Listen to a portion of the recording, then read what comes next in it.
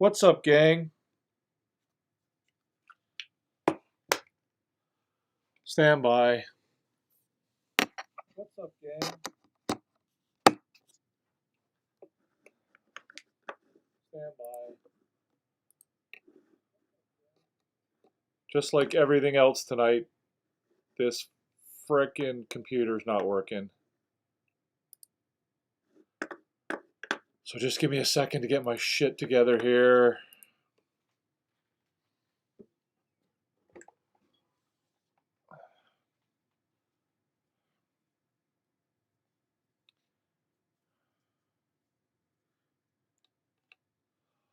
All right, I think that's it. Let's see if we can actually get the comments up here. Need that. I can put this up here. All right. I think we're going to deviate a little bit from our normal way of doing things here tonight because I don't think there's any real value in going through uh, the stuff that we normally go through, like the report card and the scoreboard and all that, because it just isn't really worth talking about, if I'm being honest. Um, so, yeah, I mean, what did we all think of that game? Well, I mean, I guess I'm more interested in hearing from you guys today. We played like absolute shit. ONG Tristan said. I agree to a certain degree. Did Les Habitants win? They did not, Cheese Wizard. Am I still in Florida? I am not, Zach. I am back home in Nova Scotia. James says, I'm hoping that tonight's game was just a single time thing, and I'm telling myself in my head that they were more experienced than the Habs. And Frank said, who did they put in nets? Don't tell me they put Primo in at first. No, Primo came in at the end of the game. He replaced Montembeault after the sixth goal against. Um, I blame Martin St. Louis for that loss, guys. I'm interested to see what you think about that. The score was 3-2 going into the third period, and Martin St. Louis decided that he had to shake up the lines. He decided that he had to take Alex Newhook from the first line and move him down to the second line. Now, don't get me wrong, I'm ecstatic at the idea that they're finally putting Caulfield, Suzuki, and Slavkovsky back together. I'm very, very happy about that. I think that should have been done a long time ago. However, um, I don't understand why you're, pardon my language, fucking around with the lines at that stage of the game. I don't get it. You're down 3-2. Yeah, you haven't had a great period, but you're playing okay. And you're going into the third period, and your coach completely throws the lines into a blender. I don't understand it. I mean, if you've been on the show in the past, I don't believe in, messing with lines as a general rule. Um, but tonight, in that particular circumstance, it just made no sense at all. Like, what are you doing? I don't get it. I don't get it, and I'm very hesitant to blame Martin St. Louis because again, those of you who are regulars on the show or have heard me on TikTok in the past, I'm a huge Martin St. Louis fan. I think he's a fantastic coach. I think he's one of the best coaches in the NHL. Um, and one of the reasons I think he's one of the best coaches in the NHL is because he doesn't follow a lot of the traditional ways of coaching. He doesn't believe in, the old school way. He's progressive. He's a new school coach. He's different than the old school. But one of the things that he refuses to abandon, one of the things that he refuses to do differently than the old school is this idea that you have to shuffle your lines all the time. And tonight, it really, really, really, really bit him in the ass because messing with the lines going into the third period, despite the fact that the guys on RDS were all really excited and ecstatic about it, um, it was not the right move. The team wasn't playing that badly at that point. They were pretty even in shots. They were down by a goal. They were, relatively close when it comes to expected goals and high danger scoring chances. All of those things going into the third period, and for whatever reason, again, it was a really really dumb move. Enter tap. How's it going after that horrible period? Well, not great, enter tap, and honestly, there's not a lot for me to try and talk about here with you guys tonight. I mean, hopefully, you guys can help me out by bringing some conversation in the comments. But yeah, I mean, there's not a whole lot to really get into, honestly. So maybe you guys can give me a hand and help me along the way here. And yeah, I mean, of course, you're not going to be there.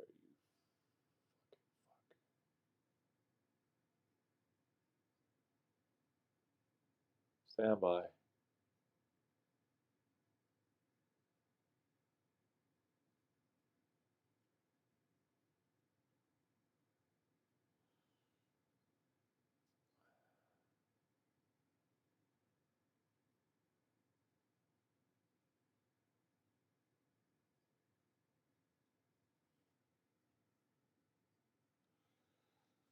Yeah.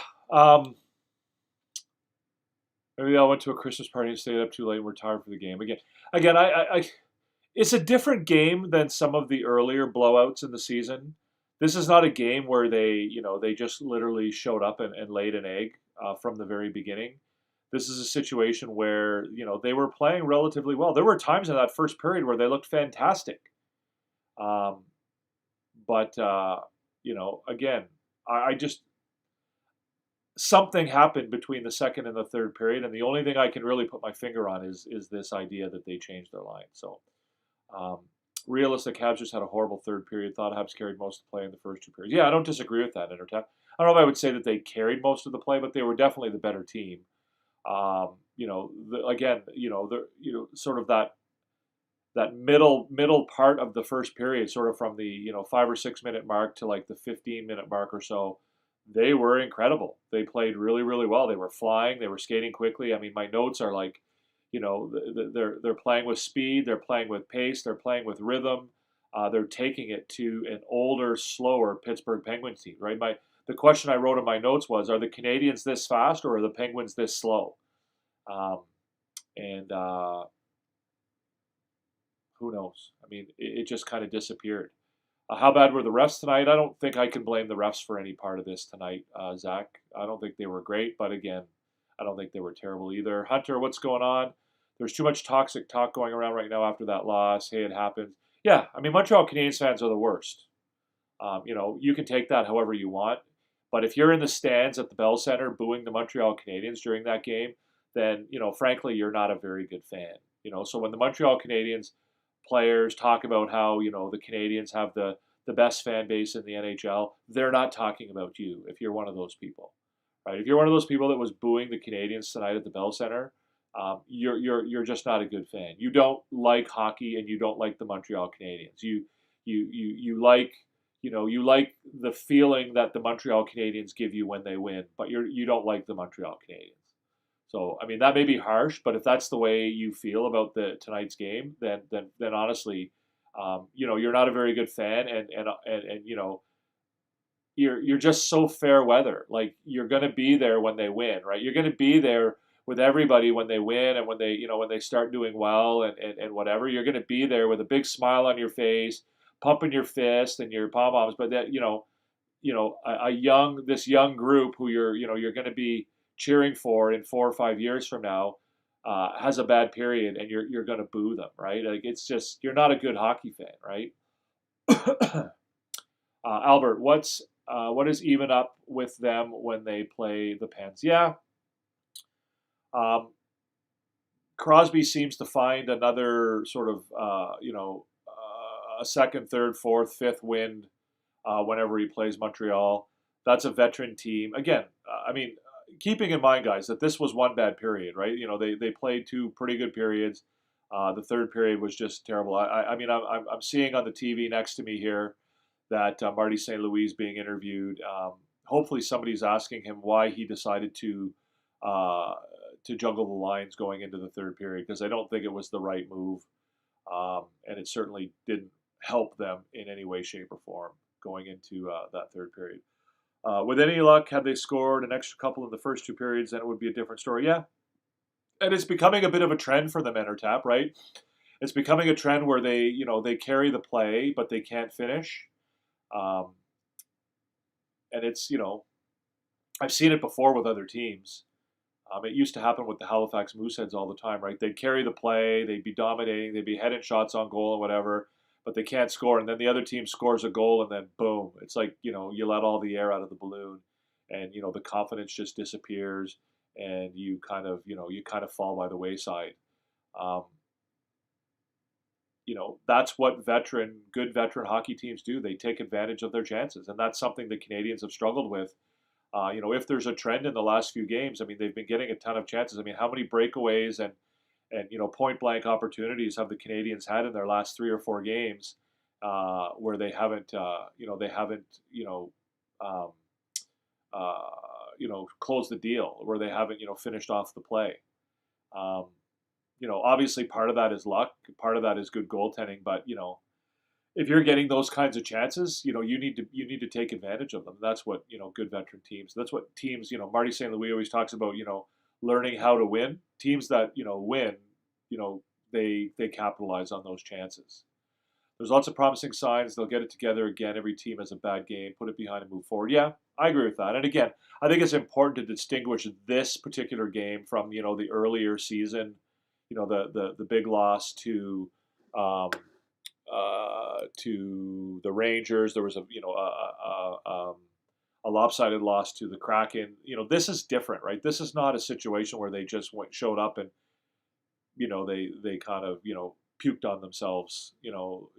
As Marty St. Louis called it. So it's funny because I'm on the Substack, the Basu and Godin Substack, and just like the toxicity and the vitriol and stuff that people are going on about during this game is just again they're not real hockey fans. They just they don't understand the game, and they're more interested in their own gratification and satisfaction than they are about the team itself, and putting in the effort to understand what's going on with the team.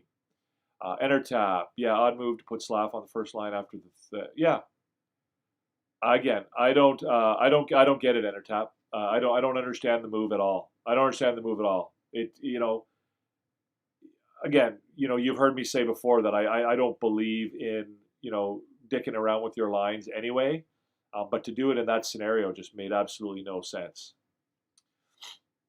If you're over there on TikTok, guys, come on and join us on YouTube. We're live on YouTube. If you want to join the show, if you want to get in on the questions, if you have anything intelligent to say and you want to join the conversation, then come on over to YouTube. The channel is Recliner Sports 4. Make sure you subscribe, hit the notification bell, and come on and jump on in and join the conversation, guys.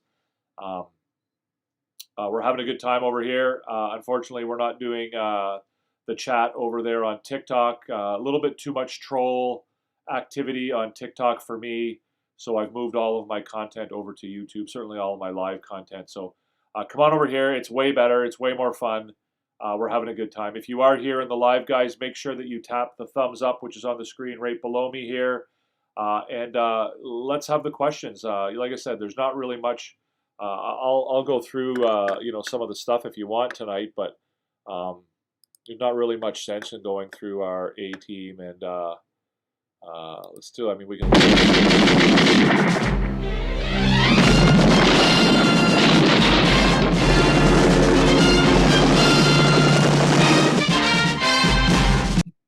There it is. There's your A team for tonight, guys. Wasn't easy to pick an A team.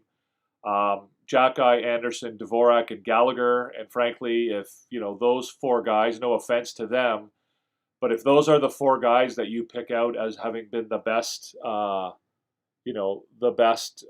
the night, then chances are you haven't had a very good game, right? Again, no offense to those guys, but Suzuki, Caulfield, Slavkovsky, Line, those are the guys that need to be your best players if this team is going to win on a regular basis. And for these guys to be your A team is not a very good sign, quite honestly. Um, it's not that Suzuki and those guys play badly, but it's just not ideal. So um, don't really understand why not put Pizzetta into a game once in a while. Seems like forgotten man now. Yeah, I agree. I mean, I think that's probably why. I think at this point he's been out so long that he's just kind of gotten forgotten a little bit. But um, you know, if you're over there on TikTok, guys, come on over to YouTube if you want to join the conversation. If you've got questions over there, come on over to YouTube. The channel is Recliner Sports 4. We're talking about the hockey game. If you have comments, then come on over and join us over here. Is Demidov a centerman? Maybe they'll put him in the first line next year. Enter time. He's not. I'm not going to be as clear cut as you are with that question. He is playing wing right now for Ska, but he certainly has played center in the past. He has expressed that he enjoys playing center, that he would like to play center, that he feels capable of playing center. So again, I mean, obviously your statement, Entertap, is not wrong. However, I don't know that I would be as clear cut about it as that. I don't think that it's a foregone conclusion that he'll be a winger in his NHL career. I think there's an opportunity that he might play some center in the NHL, and that they might give him a chance to do that. I guess while we've got the A team up here, I guess I do want to comment.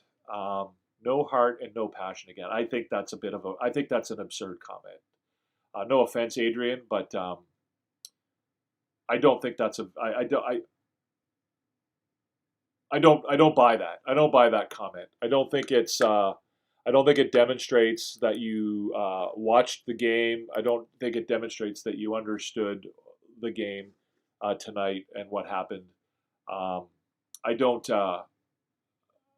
To suggest that they didn't play with any heart or passion tonight, I think it's purely wrong. Again, I don't think you can ever question the effort of a professional athlete, of a professional hockey player, by watching the game on TV. The reality is tonight, Adrian, is that they played quite well for 2 periods. They were the better team on the ice for the first 2 periods. They went into the third period down 3-2, and I think they were a little bit unlucky to do that. Did they lay an egg in the third period? Absolutely. They looked terrible in the third period. They looked disorganized. They lost their shape. They just, everything that could have gone wrong went wrong in the third period. But again, I'm hesitant at the best of times, or at the worst of times, I guess, to suggest that a team is playing without effort or passion or heart or anything like that. And I certainly don't think that was the case tonight. I just don't. And again, I get that that's an easy response when your team loses 9-2. It's easy to say that that they suck, and it's easy to have knee-jerk reactions to say that they didn't try, they didn't work hard, they didn't they showed a lack of heart or a lack of. They didn't. It's just as simple as that.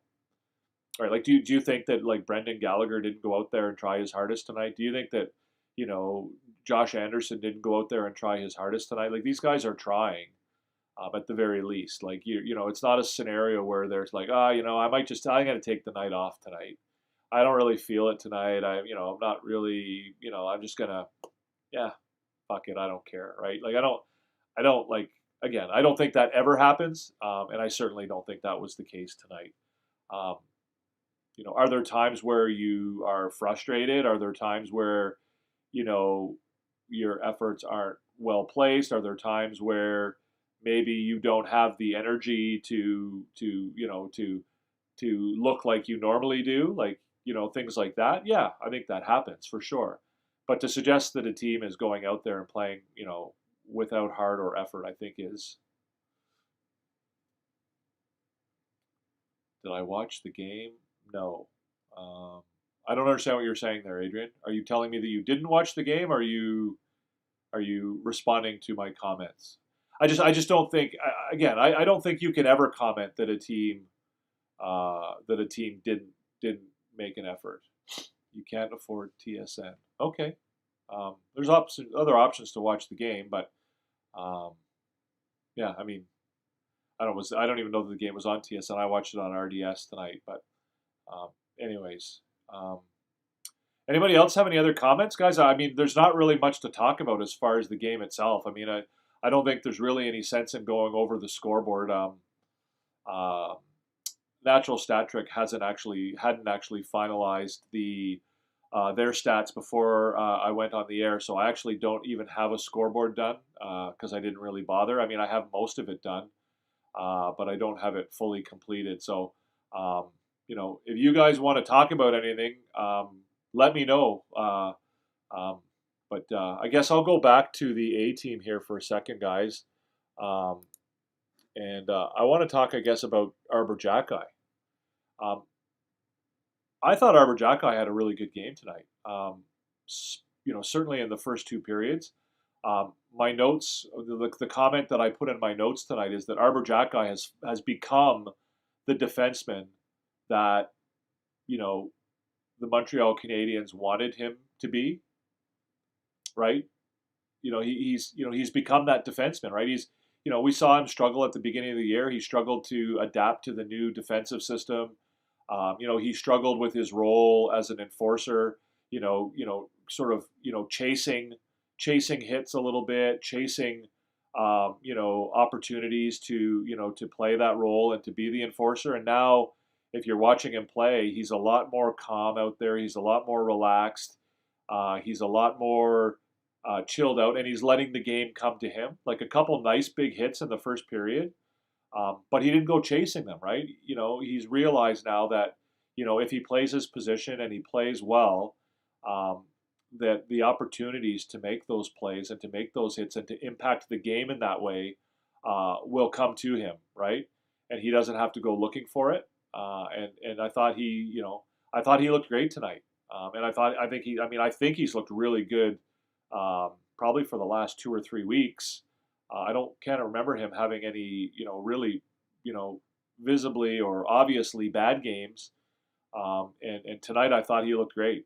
And again, those people who were out for his head at the beginning of the year, um, or out for Marty St. Louis' head for benching him, is all part of the process. And again, I think he's a good example of what the Canadians are trying to do on a larger scale. As far as development and building players and building the team is concerned. Where is my Montreal Canadiens hat? That is a baseball hat I'm wearing. Yes, it is a baseball hat I'm wearing. I actually don't own any Montreal Canadiens hats. The reason I'm wearing this sweater and this hat is because it's the same sweater and hat that I wore during the last game, which of course was a victory. And when the Canadians win, I tend not to try to mess with that. So when you win a game, you're going to see me wearing the same shirt and the same hat for the next game. So evidently, you're not going to see this hat on Saturday night if I do a show. That was a fun game to watch. Yeah, the first two periods weren't too bad, Aiden. I didn't really enjoy the third period too much, although I will say it was a pretty impressive performance by the Pittsburgh Penguins veterans, in particular Crosby. Yeah, I mean, it's a veteran hockey team that knows how to take advantage of a young hockey team when they struggle, when they fall apart. The part that puzzles me the most about tonight is what was MSL planned to contain the Crosby line. They had 11 points collectively and had last change. Yeah, I'd be interested to hear his comments on that. My sense is that he probably didn't have. I don't know that he would have had a forward line that he would have specifically wanted to match up against them.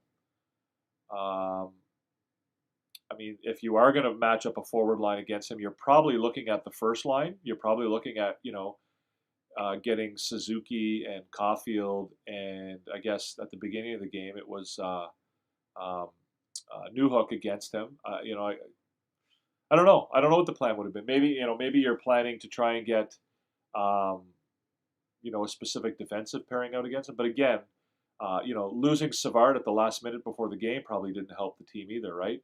Probably put a bit of a wrinkle into their plans at the outset of the game as well. So, yeah, I mean, maybe somebody has that question for him, and again, maybe you don't plan for Crosby. Maybe you go into the game thinking, um, we're the better team, and we're going to play our game, and we're going to not worry about their game. We're going to worry about our game. I don't know. I don't know what the plan is there. Honestly, I don't know that you have to. I mean, it's not like Crosby's line. I mean, what's Crosby's line? Crosby, Raquel, and Rust. I mean, obviously they had a great game, but prior to the game, that's not something that you would have said to yourself, "Oh, we've got a game plan for those three guys," right? Like it's not like the old days where it was Crosby and Gensel, or Crosby and um, drawing a blank. Um, anyway, somebody will tell me in the comments eventually. It's not like the old days where or it was Crosby and Malkin or whatever. Like, I don't know that that's something that you would have said to yourself. Oh, we've got to try and line match those guys.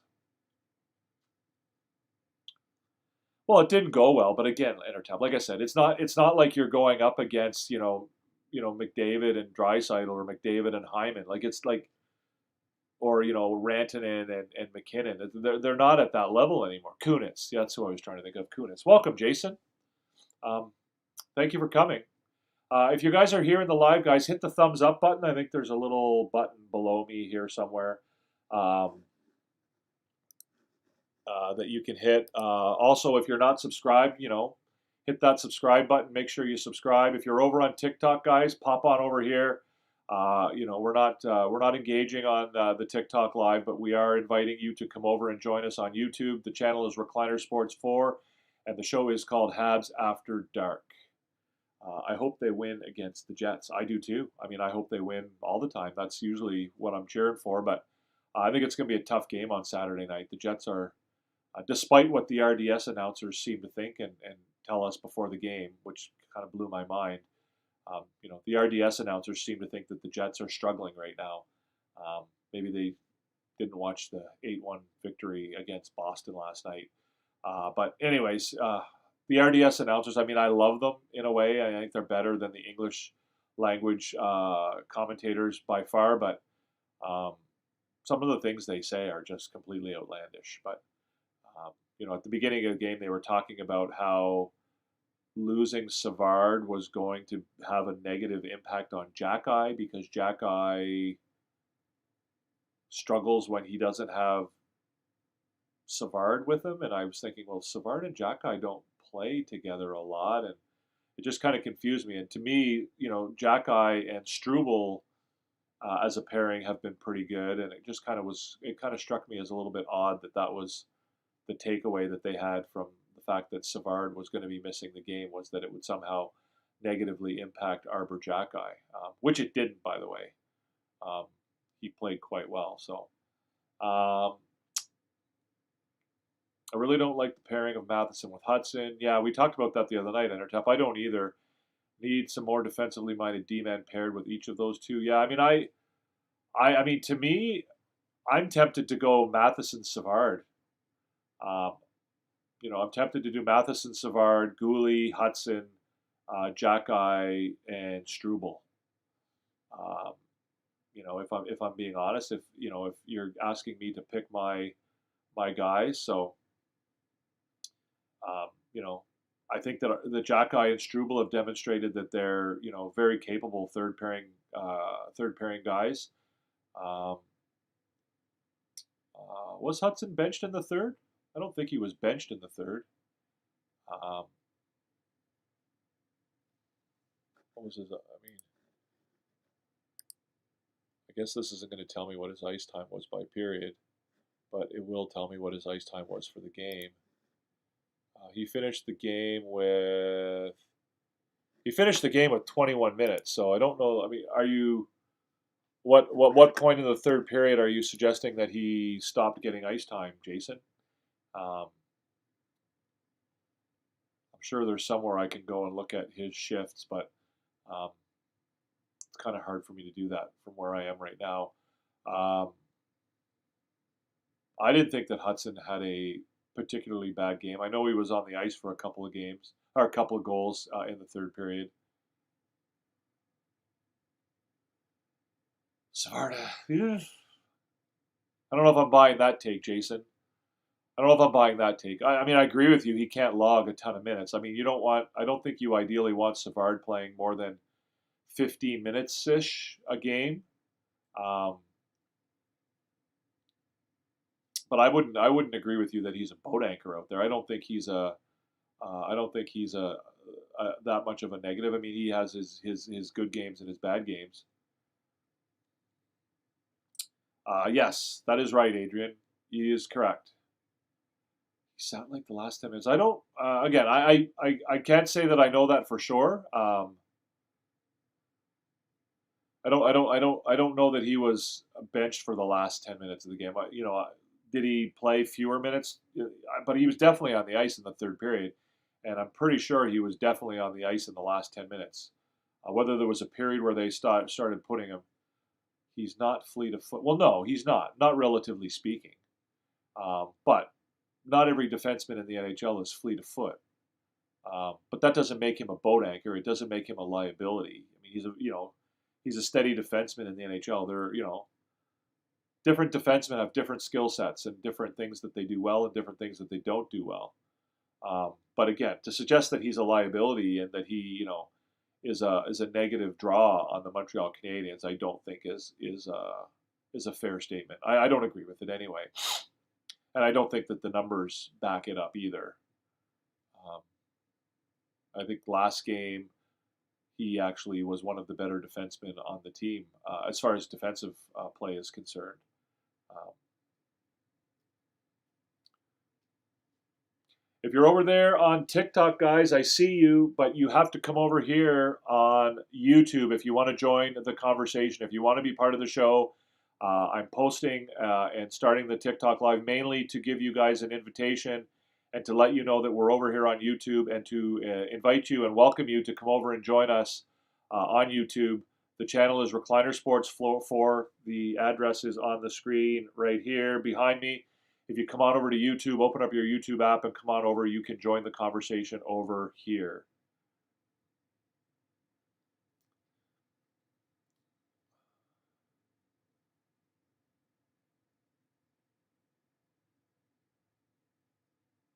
Okay, you weren't saying, well, I mean, I guess to me, when you call somebody a boat anchor, Jason, that kind of leads me to the conclusion that you're calling them a liability. I don't think a boat anchor is a reference to otherwise. If that's not what you were saying, I agree with you. He can't.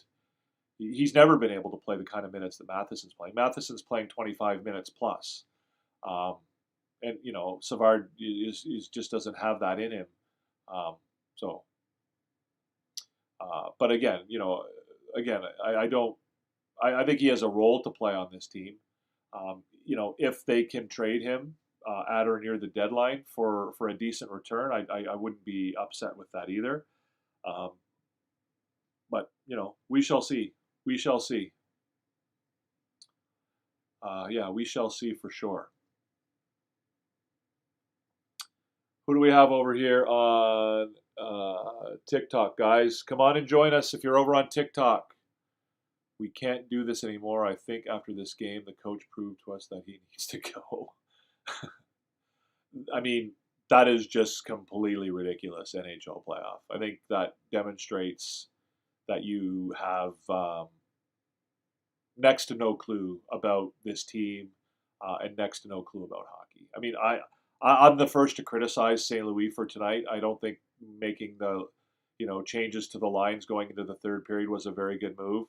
But if you think, first of all, that there's any chance that he's going to be let go, then I think you don't know anything about what's going on with the Montreal Canadiens. And if you think that he should go, then I think you know even less. I think that, I mean, again, at the risk of being rude to you as you join the live here, that's just a ridiculous, ridiculous, ridiculous take. Well, they weren't shit NHL playoff. They were the better team on the ice for 2 periods, right? And so to lose your mind over one game, right? Like this isn't the comment you would have made prior to the game. It's certainly not the comment you would have made after the Anaheim game. So the idea that you're freaking out and losing your mind because of one period of hockey um, isn't atypical for Montreal Canadiens fans. I mean, that's what Montreal Canadiens fans do. But again, if they beat Winnipeg 5-0 on Saturday, you'll probably be planning a Stanley Cup parade, and so on and so forth. So again, I mean, I would invite you to perhaps not be so fair weather and not to sort of judge a team based on such a small sample size, and look at the bigger picture and see what's really going on with this team, rather than sort of freaking out over, in this particular case, over one period of hockey. Um, you know, rather than thinking that because they had a bad period of hockey, some drastic change has to be made. Right. That's what's been the problem with the Montreal Canadiens. For the last 2 decades, is that they're a reactionary team. Right. Something goes wrong, and the whole world is falling apart, and everything needs to change and be fixed. You don't always have to be fixing things. Right. Sometimes you just need let things play out and develop and work themselves out. Yeah. Again, I mean, I'm not meaning to be rude about an NHL playoff, but you're providing statements and you're providing takes that demonstrate you know absolutely nothing about this team, and what they're trying to do. Um, Give me some examples. Give me examples of him being a bad coach. Give me examples of why Marty St. Louis is a bad coach, NHL playoff. Right? You can sit there and scream and yell and get emotional and upset because they just lost 9-2 and gave up six goals in the third period. But like, if you're going to put the blame on somebody, if you're going to call for their jobs and for them to lose their livelihood, then maybe you should have a little bit more than your emotion to back it up. They play horrible against Pittsburgh for some reason. Yeah, Pittsburgh has seems to have their number, Jason. I don't know what it is. But again, keeping in mind, guys, they did not play horrible for 2 periods tonight. It was 3-2 going into the third period. Again, I will question Marty St. Louis' decision to scramble the lines going into the third period and to switch things up. Not only did I think that was kind of a weird thing to do. I mean, I thought Newhook was playing quite well in the first 2 periods. But again, I mean, this is not panic time. Like, it's not time to fire the coach. It's not time. Every time the Canadians lose a game, you get these, fair weather Canadians fans, these 60%ers that want to, trade somebody or fire somebody or send somebody to the minors or whatever. It's like, relax, man. What did Carey Price say? What was Carey's price? Just relax. Just relax. Good one, George. Thanks for coming, man. Appreciate it.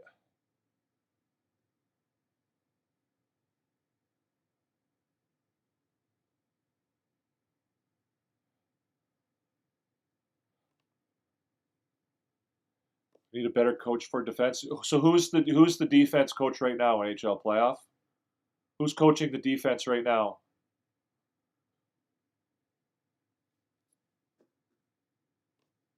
Well, you said that Marty St. Louis needs to be fired, NHL playoff. You said, I mean, the words out of your mouth specifically were,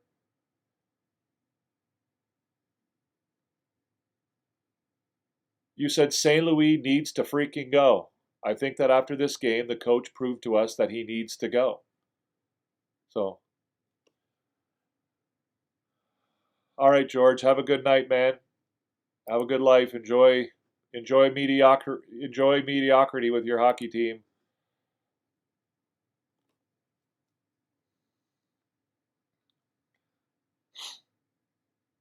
The defense has been playing substantially better for the last month, NHL playoff. The defense is getting significantly better.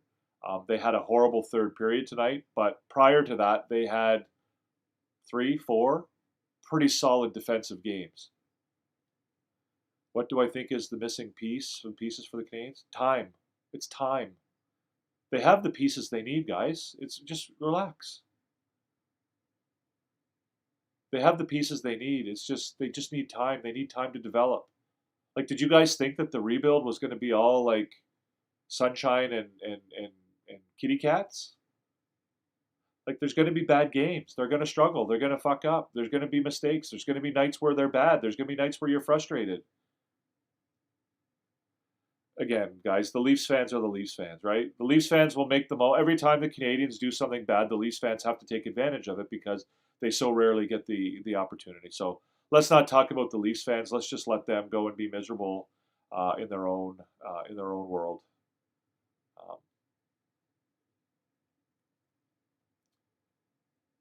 well, again, it's one game NHL playoff. That's what I'm trying to tell you, right? Like you don't have to be so fair weather. You don't have to be like, so up and down. Life doesn't have to be a roller coaster. I mean, you are mad. You sound very mad. I mean, you're swearing, you're cursing, you're calling for people to be fired. You're calling for this. You're speaking in, hyperbole. You're speaking, in a way that would indicate that you're mad. Um, so, but again, I mean, this is what Canadians fans do, right? When the team lose, like it's you don't have to have a knee jerk reaction to every game, right? Yeah, it's a bad game, but that doesn't mean you have to burn your house down, right? Right? It's a bad game. It's a bad period, really. It's not even a bad game. They have the pieces. I agree. I mean, could you always use more pieces? Absolutely. It looks like they're probably going to get a fairly decent draft pick this year. I don't think it'll be in the top five. I think it'll probably be in the 10-ish range. Um, but who knows? Who knows what comes out of it? Does Michael Hage turn into what he looks like he might turn into? What does Jacob Fowler look like? Does Logan Mailloux figure it out? Does Logan Mailloux figure into the things down the road, or is he going to be one of the prospects that doesn't make it? Like, what about Joshua Roy? Is he going to make it? Is he going to be a part of this team going forward? How about Oliver Kapanen? And then, how about Owen Beck and Luke Talk and Florian Jacki? Like, what are those guys going to be?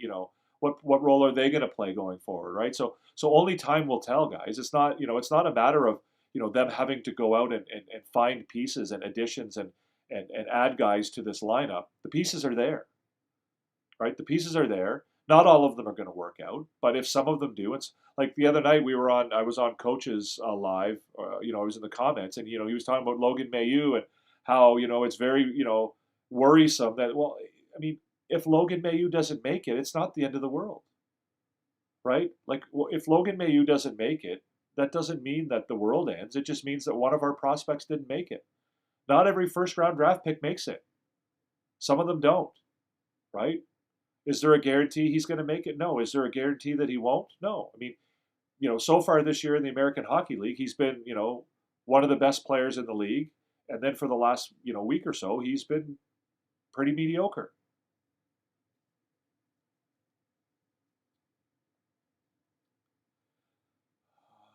Yeah, I mean, next year, hopefully. I mean, again, but do we know that what like how do we know what Demidov is going to be like next year?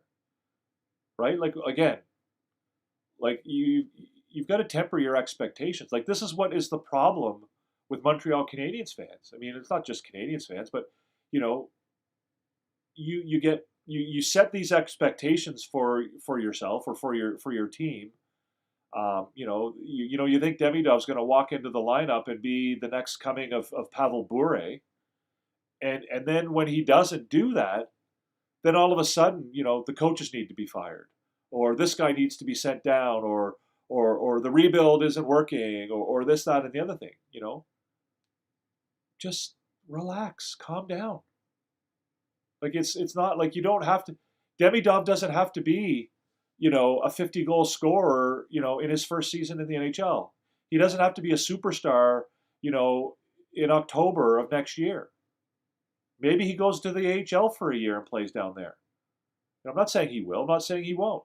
Lane Hudson this year, yeah, he's lived up to expectations. But at the beginning of the year, like, you didn't know what was going to happen to him.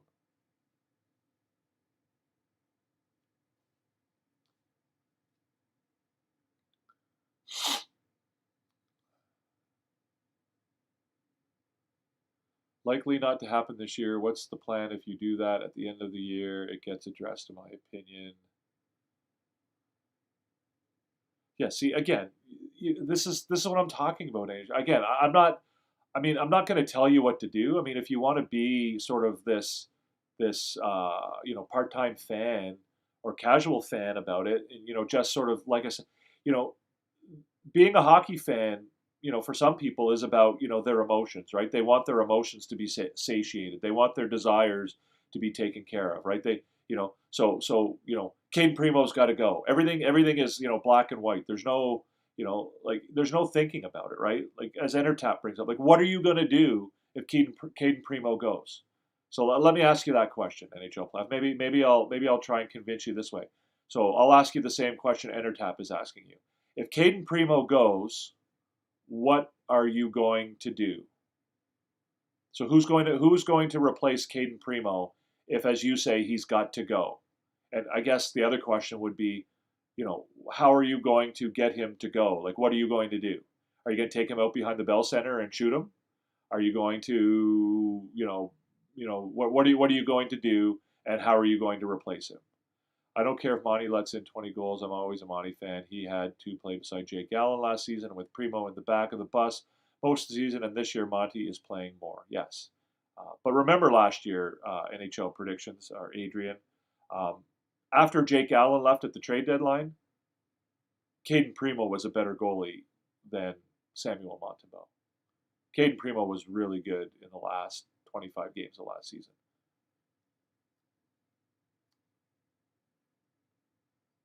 Okay, so get a better backup. How are you going to do that? See, this is the problem. This is why you're a part-time fan, NHL playoff, is because you don't understand how these things work. You say get a better backup. So who? Who's the better backup? So who's the goalie for the Laval Rockets? So who's the goalie for the Laval Rockets that they're if they decide that they're going to get rid of Caden Primo tonight? First of all, what does that look like? What do they do? How do they get rid of him? Like, how do they get rid of Caden Primo? And if they do, who is going to be the backup goalie on Saturday night for the Montreal Canadiens? Let's explore that. So tell me I need the answer to two questions. One, how do they get rid of Caden Primo? Two, who's going to back up Samuel Montembeault on Saturday night?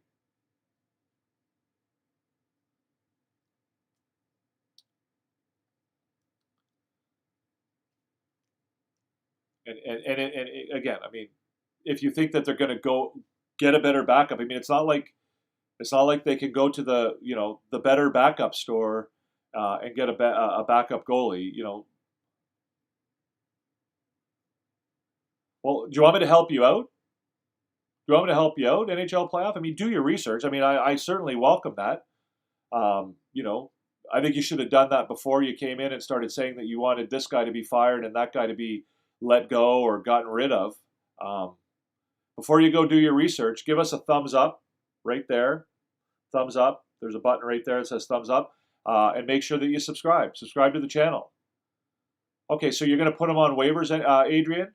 What if he doesn't? What if he doesn't clear waivers? What if another team picks him up? Then what are you going to do?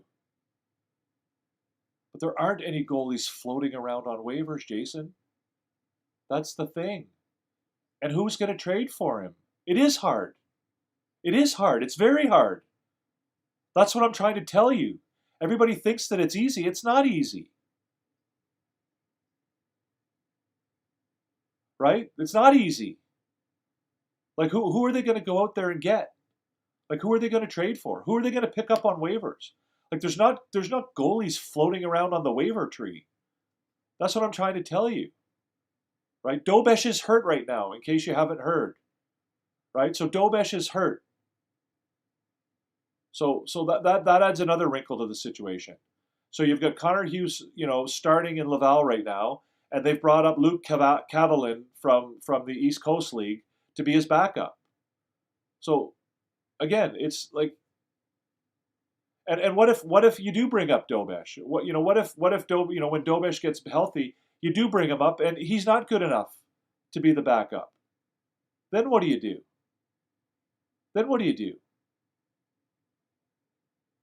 Yes, it is hard. So who are you going to acquire, Jason? So if it's not hard, tell me who you're going to acquire. That's going to be, a significant improvement on Caden Primo. Like who are you going to acquire? I mean, if it's not that hard, then you should be able to tell me who they're going to get. Like who are they going? If it's so easy, who are they? Who's out there? That's in any significant way better than what Caden Primo can offer right now. Like again, people talk as if it's this easy thing to do, but it's not. It's not easy to do. I mean, I wish it was. Well, I mean, I don't know if I wish it was or not, but it's not. It's not like it's not like, oh, we're gonna let Caden Primo go and like, yes, he's hurt. NHL playoff. Dobesh is hurt, so Dobesh isn't coming up right now. Yeah, and let's see how well they do, Jason. Do you know who they are? Mackenzie Blackwood and Wedgwood. I don't even know. Scott Wedgwood? Yes, just activate Carey Price off LTIR. Yeah. I wish. I wish. Don't I wish. Welcome, George. Thank you for coming. And no, Frank, not every first round pick makes it to the NHL. Um, they don't. They just don't. And to expect that all of Montreal Canadiens draft picks will all be stars in the NHL is an unreasonable expectation. So Jacob Dobesh is hurt NHL playoffs, so he's not going to come up. But let's say he was healthy and he did come up. Who's going to play backup? Who's going to be the goalie in Laval? Who's going to play goalie in Laval?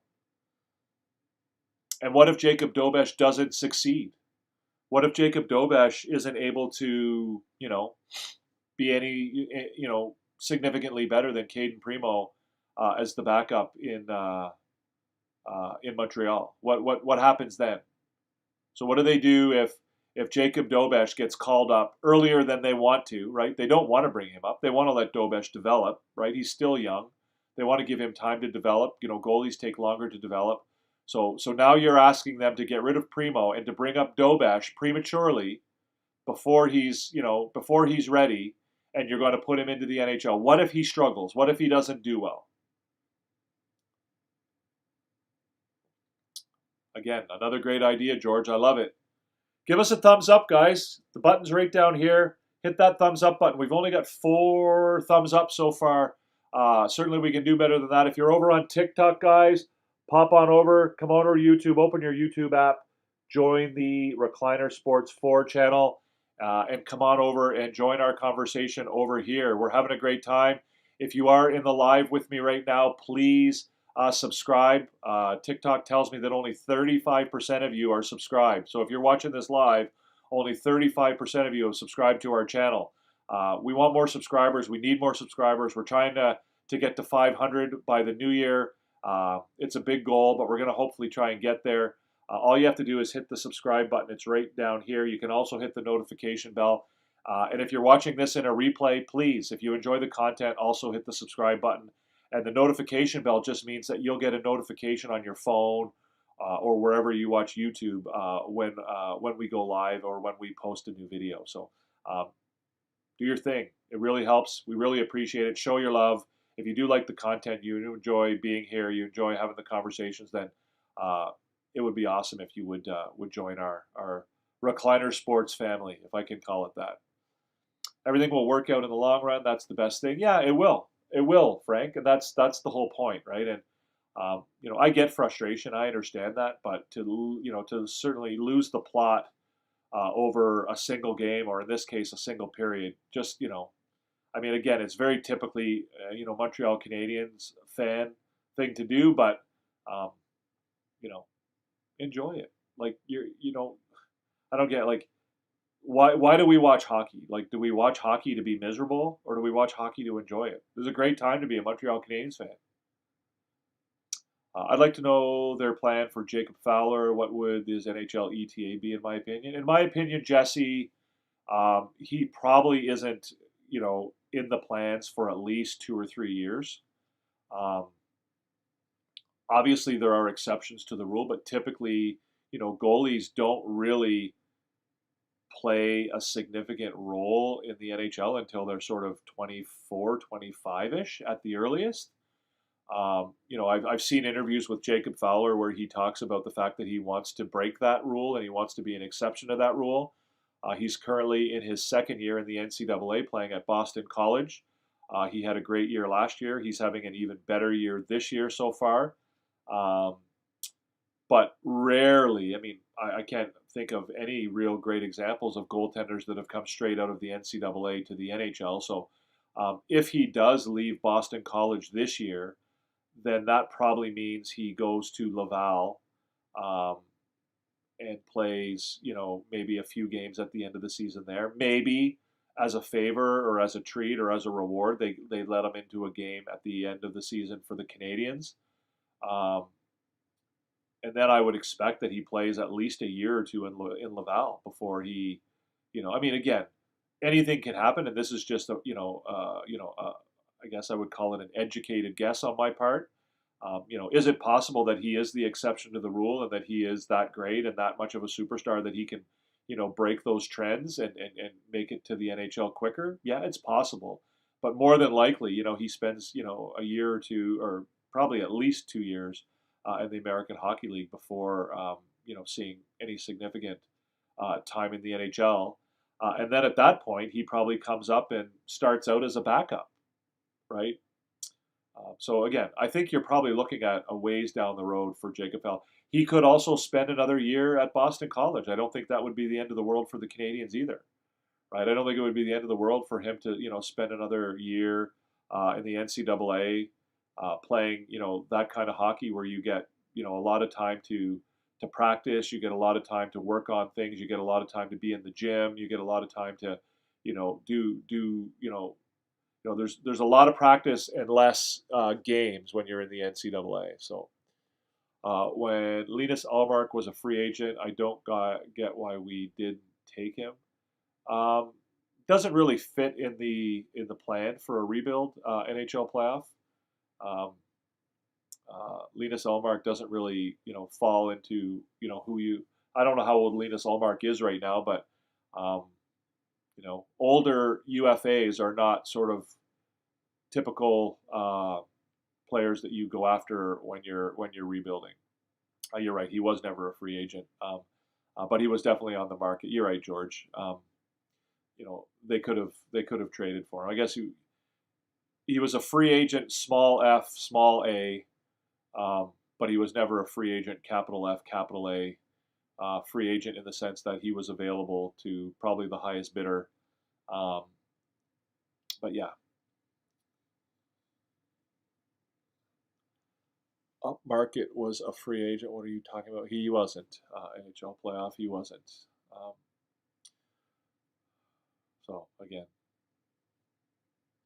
this is why if you're going to make these grandiose comments and statements, you should figure out what you mean first. NHL playoff. Uh, I would just get Keith Primo to talk to his son, and maybe that will motivate him. Well, again, guys, Primo's had a bad first 30 games of the season, 6 starts. Um, Again, he was quite good at the end of last year. Um, I still think there's a possibility he could turn into a decent goalie in the NHL. I think he was rushed to the NHL, which certainly hurt his development. Um, and I think that's Marc Bergevin's fault, quite honestly. Um, they talked him out of staying at Northeastern for a little bit longer, which would have certainly helped his development, and they rushed him to the NHL. They didn't give him time to develop, which I think hopefully is a cautionary tale insofar as Jacob Fowler is concerned. So if you're over on TikTok, I see there are 11 people in the TikTok live over there. We are not answering questions in TikTok, guys. We are on TikTok live simply to invite you to join us over on YouTube, right here, Recliner Sports 4. If you want to join the conversation, you want to be part of our chat over here. The show is Habs After Dark. Open your YouTube app, go to the Recliner Sports 4 channel, and come on over and join the conversation. We'd love to have you. We're having a great time, and it would be awesome if you would come over and join us here. If you're already here in the live, please subscribe. The buttons are all down here below me. All you have to do is hit the subscribe button, hit the notification bell, and if you're feeling really special and really nice and really friendly, hit the thumbs up button. We only have 5 thumbs up so far in the live tonight, so hopefully we can get a few more. I get the disappointment, but it's a process that does not progress linearly nor quickly.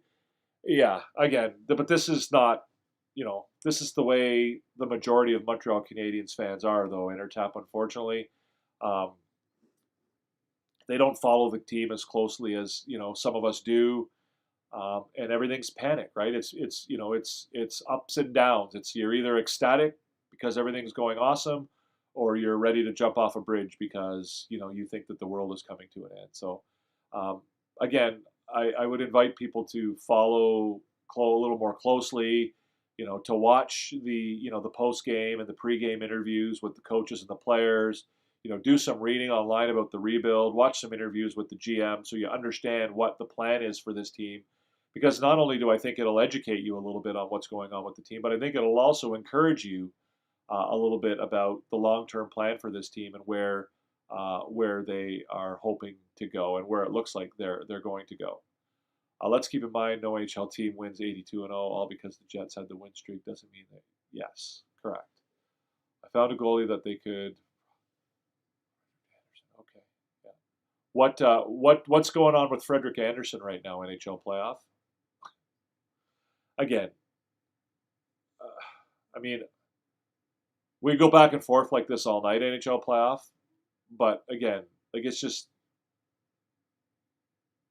is Freddie Andersen even healthy right now? What is Freddie Andersen going to do for this team? I don't know.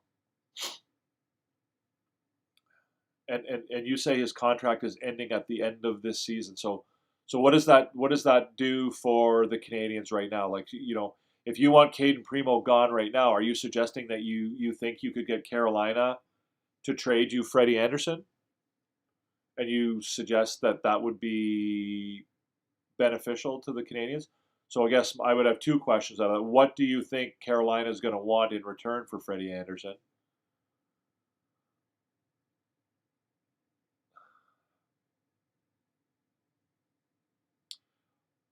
How much does Freddie Andersen make? How much does Freddie Andersen make NHL playoff? What's his salary?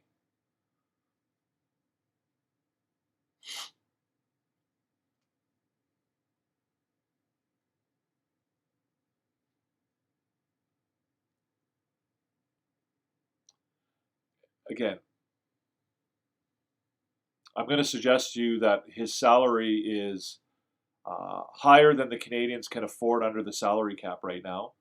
That the asking price from Carolina is probably going to be something that the Canadiens are not willing to give up. That Andersen probably isn't going to be overly keen on being a backup goalie. So when that contract that you're talking about that expires at the end of this year rolls around, they're probably not going to hang on to him. And fourthly, Freddie Andersen has had a really hard time staying healthy. So again, you get Freddie Andersen, assuming he's even healthy right now, which I'm not 100% sure of, and then he gets injured. What are you going to do? We could do a blockbuster deal and attach Lane Hudson plus a first round Matheson for Hellebuck. Yeah, let's do it. I wonder what the cost would be to acquire Wallstead from Minnesota. Gustafson's still decently young and looks great as the starter. Yeah. Again, I don't know that the Canadiens are looking like what do you see as Wallstead's time? Are you Brandon? Brandon, are you like my buddy Brandon from TikTok? If you are, welcome. It's awesome to have you here. I'm glad you're here. It sounds like you because it's a really smart question. What are we thinking Wallsted's sort of time frame for the NHL is? Like, are we thinking that he is capable of like what are we thinking for him as far as like when is he going to be ready to play in the NHL? What's up, Rito? I see you over there on TikTok. Come on over, Rito. Join us on the YouTube channel. All you got to do, guys, is go right here. This is the channel right here, YouTube, Recliner Sports Floor 4. Come on over. Well, first of all, you're probably not going to trade Primo because, you know, there's not going to be a lot of market for Primo right now. But you're right. Getting rid of Primo is not going to help.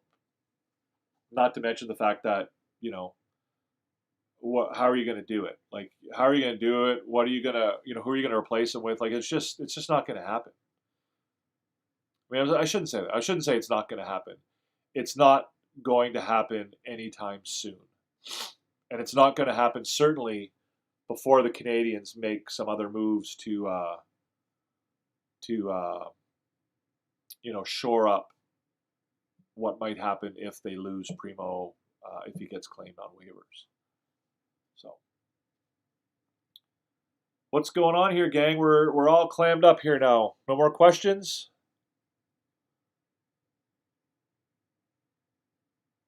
Oh, that's all good, Brandon. Welcome. I'm glad to have you. Make sure you subscribe. Hit the subscribe button down here. Hit the notification bell. All that cool stuff. I think Wallstedt is closer than we think, mainly because the Wild have Gustafsson and Fleury right now. Well, Fleury will be gone next year. I think. I'm pretty sure that's the case.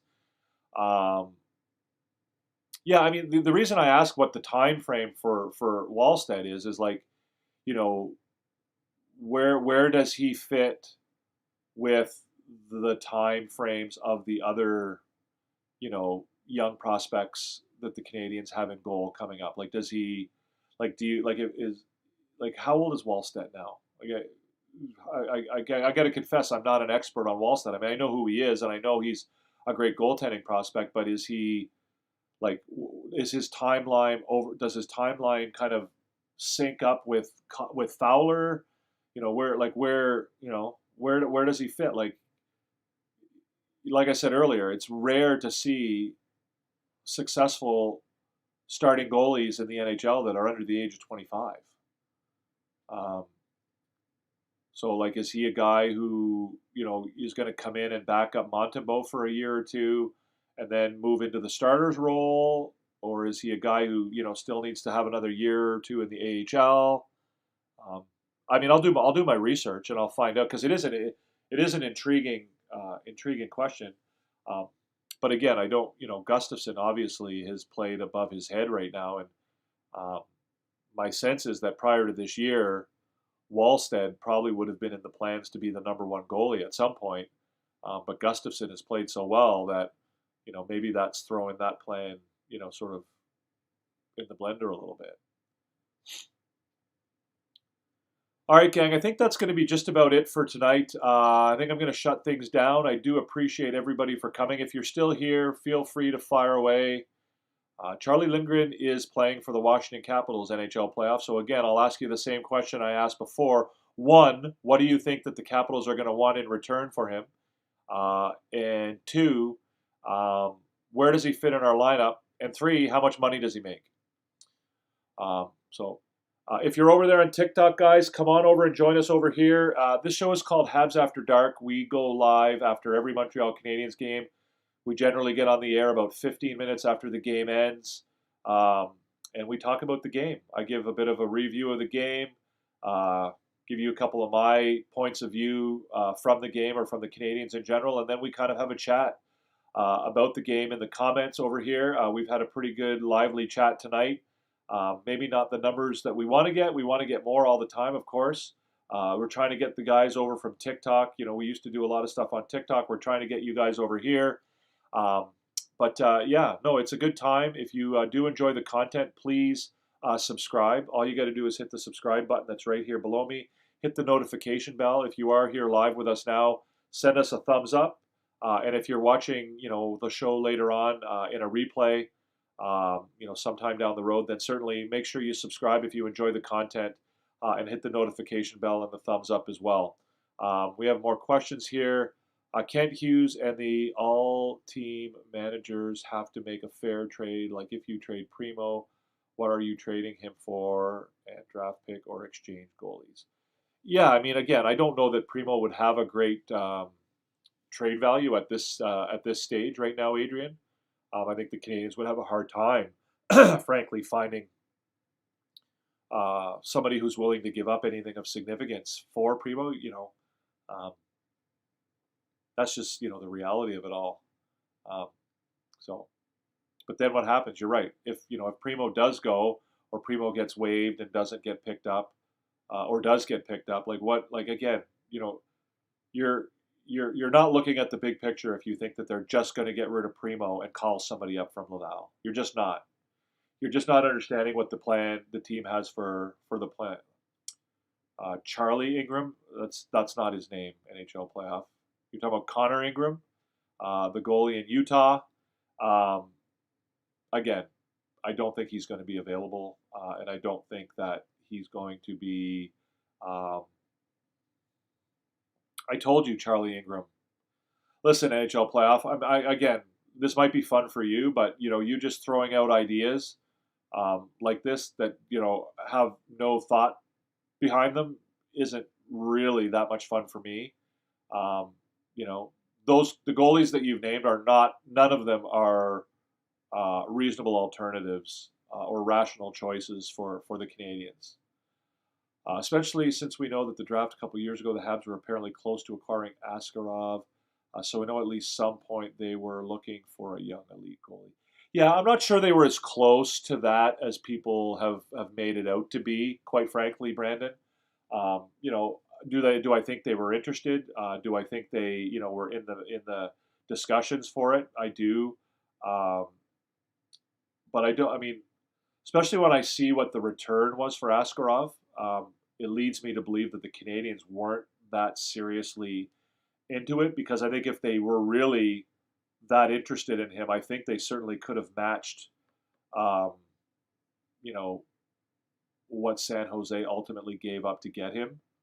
I think the Canadians could have easily matched that if they were really that interested. So I'm not sure that they were as much into that discussion as they could have been. Again, I'm not saying that they wouldn't be interested in a good young goalie.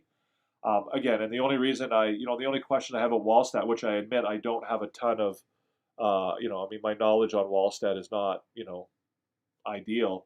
Um, I just wonder how he plays into sort of the current plan, right? Anything the Canadians do now has to fit within what they currently have planned, and that's kind of where I'm, coming at it from. Like, where does Wallstat fit um, in relation to Jacob Fowler? Where does he fit in relation to Sam Montembeault?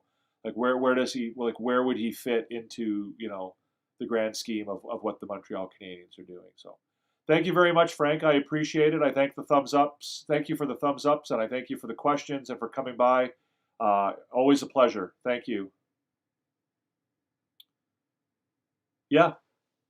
No. Again, I don't. I mean, again, I don't know whether he could back up in the NHL right now. I don't know that. Um, Maybe he could, but again, I don't know that, right? I mean, my understanding is he's still like 22, 23 ish. But again, I don't know. I'll do my research. I'll do my research. The other thing to keep in mind is what would the return be? Like, what are you having to give up to get Wallstat, right? Charlie Lindgren or Aiden Hill? Again, same questions. NHL playoff. What are you having to give up for him? Is again, you're. I don't know that Washington is that interested in getting rid of one of their two goalies right now. Thanks, Entertop. Appreciate it, man. Have a good night. Always a pleasure. But that's it for tonight, guys. I'm ending it there. I appreciate everybody for coming. If you are here live, please subscribe. Like I said, there's only like 35% of you subscribe. I do need to get to 500 subscribers. If we get to 500 subscribers, there's a lot more I can do on YouTube. There's a lot more I can do with you guys. There's a lot more fun things we can do, with subscribers and different things like that. So let's try and get there. I think we're like at 160 now. We've been on here for almost 2 months now. I think we can definitely do it. So if you are live, make sure that you're subscribed. If you're watching a replay and you enjoy the content, please subscribe. Hit the notification bell. Hit the thumbs up. All of that good stuff. I really, really would appreciate it. It does help us show the love. Again, not to blow my own horn here, but I'm making an effort here to give you guys good content about the Canadiens, give you a place to come and have a chat about the team and chat about the games, and have objective, civil, fun conversations about the Montreal Canadiens. So if that's something you're interested in, like I said, make sure you subscribe. Make sure that you hit the notification bell and all that good stuff. And if you're over there on TikTok, make sure that you come over here. If you're watching the live, make sure you come over here and join us on YouTube because this is where we're having our conversations from now on. So that's going to be it for now. I appreciate everybody for coming. NHL playoff.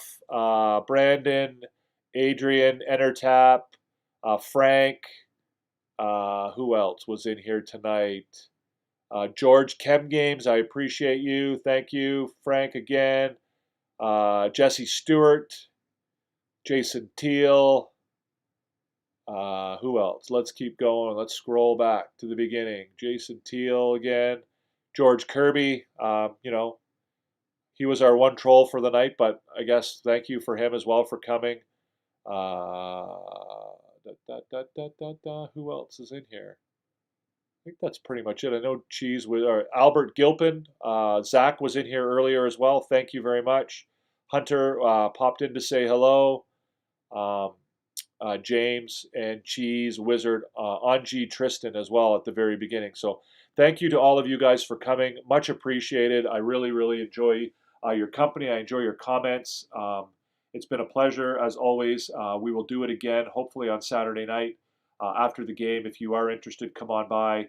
And again, if you're watching live or you're watching on a replay, please subscribe.